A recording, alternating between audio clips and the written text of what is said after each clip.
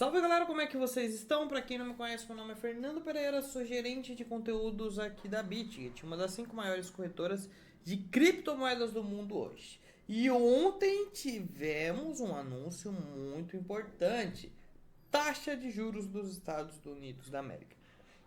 Nosso queridíssimo Jerome Powell, presidente do Fed, manteve a taxa de juros entre 5,25% e 5,5%, com a promessa, ou melhor, dando a entender que essa taxa só cairia ao final do ano que vem. Então estamos falando de mais um ano de taxas de juros elevadíssimas e isso afetou diretamente o mercado. E é isso que a gente vai ver nesse vídeo. Como que isso afetou o mercado. Começando pelo S&P 500. Tá mais que claro que afetou, né? Dá uma olhada nesse gráfico de uma hora aqui do S&P 500. Mas vamos voltar um pouco. Vamos para um gráfico de um dia. Um gráfico onde vemos dois marubosos de baixas aqui, dois candles de força, duas barras elefantes, destruindo aqui esta linha tendência de alta que a gente via no S&P 500 e marcando um belíssimo de um pivô de baixa que está a ser confirmado. Em que momento ele será confirmado, já explico já. Mas primeiro é legal a gente observar esse pivô aqui, máxima mínima. Perceba que ele retraiu mais ou menos até a região de 61,8, até onde costuma retrair, e armou o pivô de baixa com a notícia do Fed, fazendo assim um ombro cabeça ombro. Vocês gostam tanto de ombro cabeça ombro, né? Mas saiba que um ombro cabeça ombro não passa de um pivô de baixa. Mas enfim, aqui está nosso queridíssimo ombro cabeça ombro. E o que falta para ele ser confirmado? A perca desse fundo. Dificilmente vai perder hoje pelo horário, mas é possível que perca amanhã. Então, se o candle de amanhã, sexta-feira, do S&P 500, fechar negativo e abaixo dessa zona de suporte, este pivô de baixa está confirmado. E aí eu já mostro o alvo dele para vocês e como isso pode interferir no Bitcoin. O que é que pode acontecer? A gente pode ter um bear trap amanhã, né? Ele testar a questão de suporte e amanhã a gente ter um candle positivo aqui, armando assim um bear trap, e aí nós teríamos alvo de alta para o S&P 500 de volta aqui para o último topo. Então é difícil, eu odeio ter que fazer análise assim, nessa situação, antes da confirmação do rompimento, eu prefiro depois, porque daí a gente já sabe se teve ou não, mas infelizmente sempre que eu falar de uma região de preço que a gente esteja testando o suporte e uma resistência, eu vou ter que dar essas duas situações para vocês. A gente tem que aguardar o rompimento. Nunca tome decisões de mercado aqui, exatamente no rompimento de um pivô, porque a gente não sabe, é impossível saber se isso aqui vai falhar ou não, ok? Então tem que esperar até o dia seguinte, mas já esteja preparado. Por quê? Porque se isso aqui armar um pivô de baixa, esses serão nossos alvos. A gente pode pegar tanto a extensão aqui de Fibo, a extensão da retração do pivô, ou seja, aqui a gente tem um pivô, aqui a gente tem a retração, mas para quem viu a live de ontem de Fibo, sabe que quando a retração é maior que 61,8, como é nesse caso aqui, ou ela passou de 61,8, eu não gosto de pegar a extensão da retração. Eu prefiro pegar a extensão do pivô. Então, assim eu traçaria meus alvos para o S&P 500, entregando o primeiro alvo lá em 4.108 dólares, que é aqui a região de topos anteriores. No gráfico semanal fica até mais claro que é essa região aqui de topos anteriores. Então, faz bastante sentido aqui ser o alvo da queda do S&P 500. Lembrando, somente se a gente confirmar esse pivô, ou seja, fechar o dia de amanhã, fechar o candle semanal abaixo aqui dessa linha de suporte. Nasdaq fazendo exatamente o mesmo movimento. A gente traça os alvos aqui da mesma forma também. E ela vai entregar aqui, ó, a Nasdaq ela entregaria um primeiro alvo exatamente aqui nesse topo anterior e um segundo alvo aqui nesse topo anterior. E um terceiro alvo lá em outro topo anterior. Então é uma figura que de fato está bem desenhada. Ela demarca bem topos anteriores. Aí, ó. Olha que coisa linda. Legal de observar. Então essa é a minha visão para o mercado acionário. Um mercado que não gostou deste um ano a mais de taxa de juros elevadas e vai precificar de forma negativa caso aconteça a perca do suporte. E o que é que deve acontecer com o Bitcoin? Quedas infinitas? Será que o Bitcoin vai derreter? Vai voltar lá pro fundo? Meu Deus do céu! Não, acho que não. Eu até já comentei com vocês, na análise da semana passada, que o Bitcoin, para mim, o mais provável desse acontecer era que ele se consolidasse aqui nessa região de suporte, que a gente tem marcado aqui nesse gráfico, consolidasse aqui perto dessa região, até que a média móvel de 50 períodos, que é essa verde aqui no gráfico, chegasse e empurrasse o preço para cima. Ela acompanhasse aqui o preço, fazendo uma formação de breakout. E aí o preço voltaria lá para a região de topo. Eu acredito que isso vai acontecer, tá? Só como a gente está num gráfico semanal, esse movimento vai ser mais demorado do que parece. Até essa consolidação acontecer aqui no gráfico semanal, vão mais algumas semanas, mais alguns candles. Mas eu acredito nesse momento que é isso que vai acontecer no Bitcoin. Então, por que a gente saiu da DVAP? Para quem me segue no COP, sabe que a gente estava comprado em Bitcoin na DVAP. A gente comprou essa DVAP aqui, que aconteceu no rompimento dessa cunha, e ela chegou no primeiro alvo. Tem duas formas de traçar o alvo para essa DVAP, ou mínima e máxima antes do preço se reverter, e a gente vê que o preço chegou lá exatamente no primeiro alvo, a gente protegeu a operação no 0 a 0 e saiu aqui no 0 a 0, a compra foi aqui em cima. Ou uma outra forma, pegar a mínima e máxima do candle de entrada, que também dá um alvo aqui praticamente no mesmo lugar, também cravou o primeiro alvo, voltou e tirou a gente no 0 a 0. Pô, Fernando, se você acha que vai segurar ele, por que você não segurou essa DVAP então? Porque, cara, se a gente está falando de uma consolidação aqui nessa região, a gente pode tentar comprar mais barato. Já que a gente está alavancado na operação, né? Era uma operação alavancada, a gente pode buscar por outra DVAP aqui nessa região. Pode acontecer em time frames menores, por exemplo, num 4 horas aqui. Ele pode, por exemplo, se consolidar. Epa.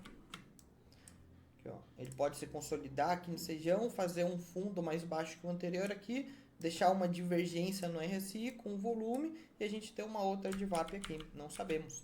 O que eu sei? Que a forma que opera a DVAP é o seguinte: chegou no primeiro alvo, a gente protege a operação 0 a 0. É assim que a DVAP é operada e é assim que a gente operou. É por isso que no COP a gente saiu lá no 0 a 0. Saímos com 2% de lucro, né? Uma coisa assim alavancado, mas foi praticamente 0 a 0. Chegou no primeiro alvo, protege. Legal. Se tiver outra oportunidade de compra aqui nessa região, a gente faz outra compra. Ah, e se ele se segurar aqui e deixar sinais de reversão, a gente recompra aqui, não tem problema. Mas por hora a operação está protegida no 0 a 0. Porém, na carteira spot, vocês viram que eu não stopei, eu não vendi. Os bitcoins que eu comprei lá para carteira sem enganação continuam lá. Por quê? Porque lá não está alavancado. Então não tem diferença a gente comprar aqui onde a gente comprou em 26.500 ou comprar em 25.600. Não vai fazer a menor diferença lá na frente.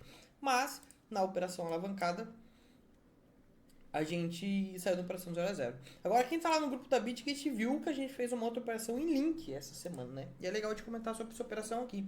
Gráfico de 1 hora, foi uma DVAP lá em link. Aqui, ó, aqui foi a primeira operação. O que aconteceu aqui? Qual foi a DVAP de link? O preço, ele chegou aqui no primeiro alvo de FIBO, eu fiz a extensão desta perna aqui, última pernada contrária à pernada atual. O preço chegou lá no primeiro alvo, então temos o A da DVAP, o alvo de FIBO. Temos o padrão de reversão, né? Foi uma cunha ascendente de baixa aqui na Chainlink. Tivemos o volume acima da média, perceba o volume acima da média aqui no momento da nossa entrada. E tivemos a divergência do IFR, preço fazendo topos mais altos, Recife fazendo topos mais baixos. DVAP, divergência do IFR com volume, alvo de FIBO, padrão de reversão, DVAP. Essa DVAP, ela chegou aqui no nosso primeiro alvo. A gente pega aqui, ó, máxima e mínima. Não, perdão, a DVAP foi nesse candle aqui, ó, que a gente entrou. Então, máxima e mínima do candle. E aqui o preço chegou no primeiro alvo. Aqui era uma zona de parcial ou proteção no 0 a 0. A gente protegeu aqui no 0 a 0. Nesse caso aqui eu bati parcial porque era média de 50 períodos também, tá? Mas geralmente eu só protejo aqui no 0 a 0. Se tivesse protegido, teria tirado você no 0 a 0 aqui. Por ser a média de 50 períodos, eu bati uma parcial. Então saí com uma parcial. Aí o preço foi até lá o nosso topo anterior e deixou uma nova DVAP. Perceba aqui, ó, uma nova divergência no IFR com volume acima da média, perceba o volume aqui acima da média, um novo sinal de reversão, que é uma baita estrela cadente, e aqui a gente fez uma nova venda. Inclusive eu estou nessa venda aqui até agora.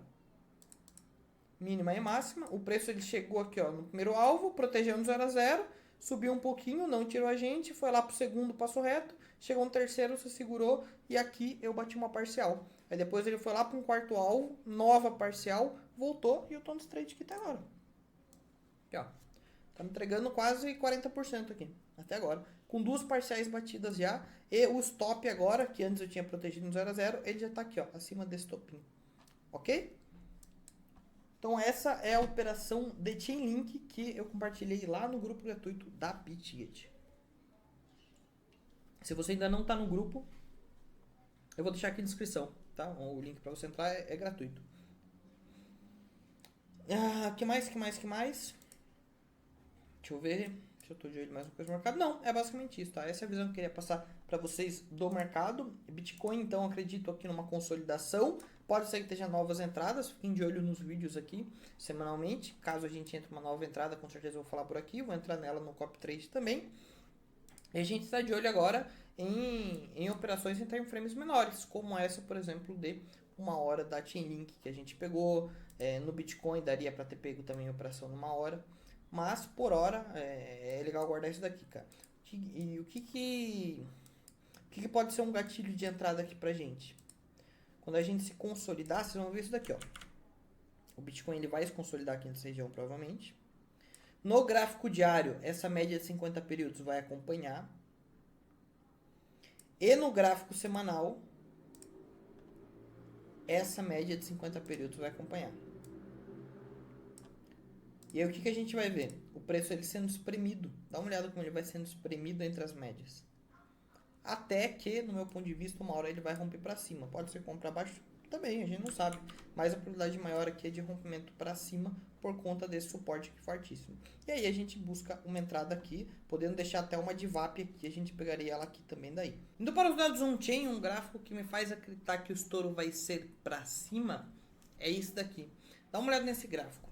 Ele é lotado de barras verdes e vermelhas. As barras verdes aqui são regiões onde mais de 97,5% dos investidores de curto prazo, ou seja, dos traders de spot, estão positivo. Então, os traders que compraram Bitcoin nas últimas semanas, mais de 97,5% deles estão positivos. Isso acontece por quê? Porque o Bitcoin está numa forte alta. Então, a cada dia que passa, ele sobe mais. E é por isso que tantos traders de curto prazo spot estão no prejuízo. Por que é importante enfatizar o spot? Porque se for de derivativos, tem muito trader que entra shortado. No caso do spot, isso não acontece. E quando a barra é vermelha, é porque mais de 97,5% estão no prejuízo. E perceba uma situação aqui, que sempre que a barra ficar vermelha, identifica uma região de fundo do Bitcoin. Existem raras exceções onde a barra vermelha não foi fundo. E geralmente por conta de uma notícia. Por exemplo, aqui, nessa situação, onde a gente marcava regiões onde mais de 97,5% dos bitcoins estava no prejuízo e mesmo assim tivesse uma forte queda. Por quê? Isso aqui foi o crash da Luna. Aqui, novamente, onde mais de 97,5% dos bitcoins estavam no prejuízo, mesmo assim tivesse uma forte queda. O que é que foi aqui? FTX. Enfim, a não ser que haja uma notícia forte como essa, geralmente essa zona aqui indica uma boa região de compra. E é a zona que estamos agora. Atualmente, mais de 97,5% dos traders de curto prazo estão no negativo. E é por isso que eu acredito que o spike vai ser para cima. A acumulação entre as médias de 50 períodos do gráfico diário e do semanal, no meu ponto de vista, deve entregar um retorno para cima. Isso significa que eu já vou sair comprando agora? Não, muito pelo contrário. Eu saí da minha posição comprada. Eu vou esperar esse momento acontecer para daí a gente entrar na posição comprada, né? A gente não está aqui para adivinhar nada. A gente está aqui para operar o que o preço nos conta. O preço, ele conta pra gente o que ele vai fazer, a gente opera. Opera o preço e não tenta adivinhar, ok? Mas meu ponto de vista, cara, esperem por dias tediantes novamente, assim como a gente viu aqui nessa região, ok? Mas a gente está de olho em possíveis trades aqui o tempo todo, em possíveis DVAPs, pra gente conseguir fazer uma operaçãozinha. Fechou? Espero que você tenha gostado desse vídeo, que tenha deixado claro o que é que tá rolando aqui no Bitcoin agora, quais serão os possíveis próximos movimentos e como que a gente vai operar eles caso aconteçam. Não esquece de deixar o like aqui, se inscrever no canal. Até a próxima e valeu!